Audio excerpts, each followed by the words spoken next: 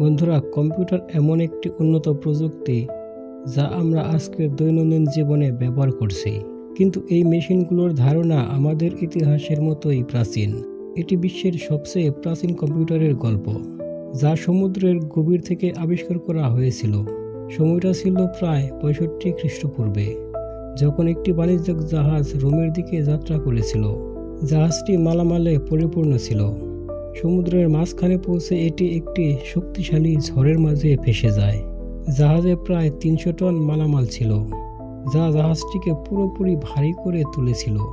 এত ওজনের কারণে ঝড়ের মাঝে জাহাজটি স্থির থাকতে পারেনি এবং শেষমেশ প্রবল ঝড়ের ঢেউয়ের কারণে জাহাজটি ডুবে যায়। সময় কেটে যায় এবং প্রায় 2000 বছর ধরে জাহাজটি সমুদ্রের তলায় চাপা পড়েছিল। হয়তো এটিও চিরতরে ভুলে যাওয়া যেত, অন্যান্য ডুবে যাওয়া জাহাজগুলোর মতোই। কিন্তু তারপর 1901 সালে সিমি নামের একটি গ্রামের এক স্কুবা ড্রাইভার সমুদ্রের গভীরে ডুব দেন। সমুদ্রের তলায় তিনি তামার তৈরি একটি হাত খুঁজে পান, যা মরিচা ধরে গিয়েছিল। এই দামি জিনিসটি দেখে তিনি খুবই অবাক হন এবং খবরটি তার ক্যাপ্টেনকে জানান। গ্রিস সরকারের সাহায্যে একটি টিম জাহাজের ধ্বংসাবশেষ তুলে আনেন।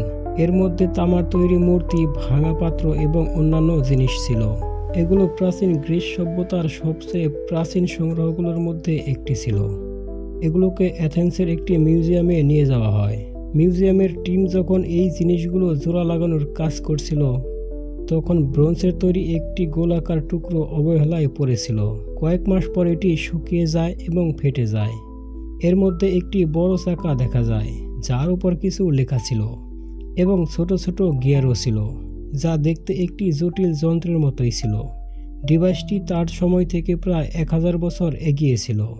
বিশ্বের বিভিন্ন বিশেষজ্ঞ, এক্সপার্ট, আর্কিওলজিস্ট, ইঞ্জিনিয়ার এবং বিজ্ঞানীরা এই রহস্যের সমাধান করার চেষ্টা করেন, কিন্তু তখন তারা কিছুই বুঝতে পারেননি।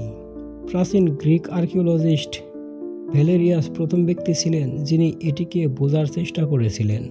তিনি ধারণা করেছিলেন এটি হয়তো একটি পুরনো ঘড়ি হতে পারে, কিন্তু মেকানিক্যাল ঘড়ি 14 শতকের আগে আবিষ্কার হয়নি।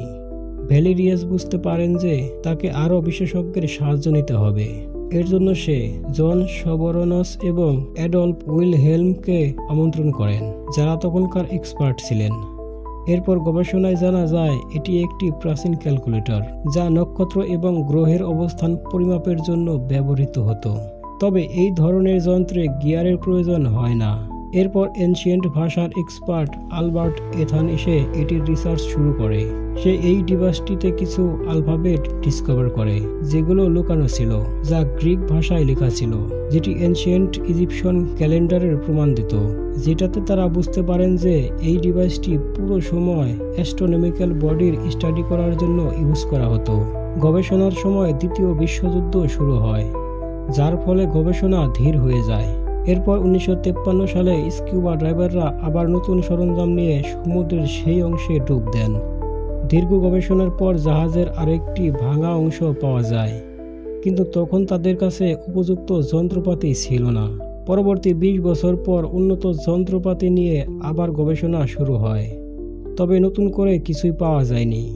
কিন্তু তারপরও গবেষকরা হতাশা হননি এবং তারা আগের টুকরোগুলো নিয়েই গবেষণা চালিয়ে যান, যেগুলোর মধ্যে প্রচুর জং লেগেছিল, যা পরিষ্কার করার সময় একটি গিয়ার ভেঙে যায়।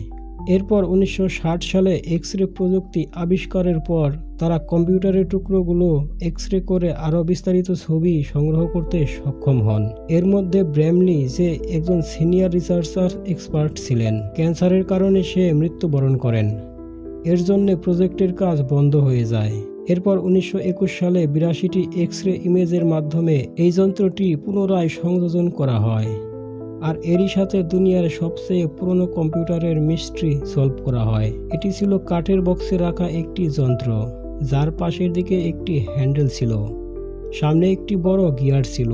প্রাচীন গ্রিকরা বিশ্বাস করত যে পৃথিবী এই মহাবিশ্বের কেন্দ্র, এজন্য সেন্টারের বড় গিয়ারের কেন্দ্র ছিল পৃথিবী, আর পাশে সূর্য, চাঁদ এবং তখন পর্যন্ত আবিষ্কৃত 5টি গ্রহ। আর এই গিয়ারগুলোর নিচে এই গিয়ারগুলো ইউজ করার জন্য ইনস্ট্রাকশন ছিল। পেছনের দিকেও 2টি গিয়ার ছিল, যেখানকার বড় গিয়ারটি মিশরীয় ক্যালেন্ডারের জন্য ইউজ করা হতো। এবং ছোট গিয়ারটি অলিম্পিক গেমসের জন্য ব্যবহৃত হতো। এই যন্ত্রটিকে অ্যান্টিকিথেরা মেকানিজম নামে পরিচিত করা হয়।